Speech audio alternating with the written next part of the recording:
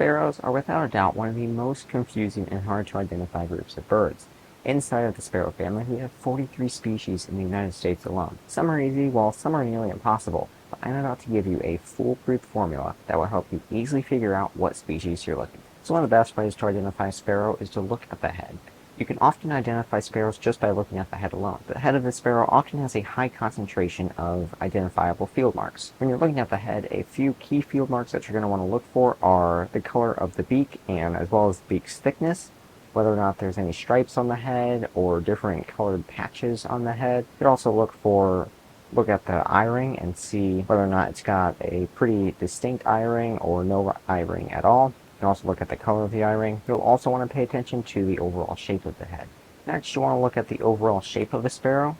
You'll want to notice its posture, whether or not it seems crouched down or stretched apart. When you're looking at the overall shape of a bird, you're kind of looking to see if it's a larger sparrow or if it's kind of skinny, whether or not it looks more chunky. You usually can't identify a sparrow just based on the overall shape alone, but it is a great supporting field mark when combined with what we're going to go through next. In addition to the overall shape, you want to look at the tail shape and as well as the tail length. For example, the grasshopper sparrow has a very short and squared off tail, and that is a key field mark that can let you know that you're looking at a grasshopper sparrow, because no other sparrow looks like that. You'll also want to look at the chest pattern, whether or not there's stripes on the chest, or if it's a clean chest, or if it has spots on it, and as well as the overall color of the chest. I mentioned this a little bit earlier, but you'll also want to see if this sparrow has an eye ring.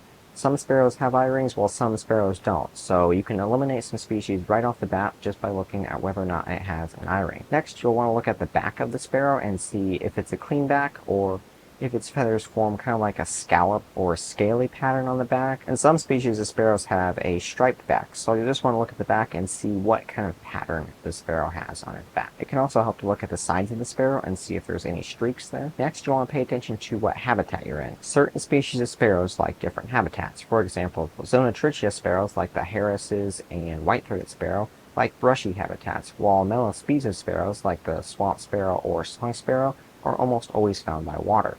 So by paying attention to habitat, you can also eliminate some species. And when you're eliminating species based on habitat, you want to be very careful here because birds are occasionally found outside of their habitat. Although it can be pretty safe to say that some sparrows are just never found in a certain habitat.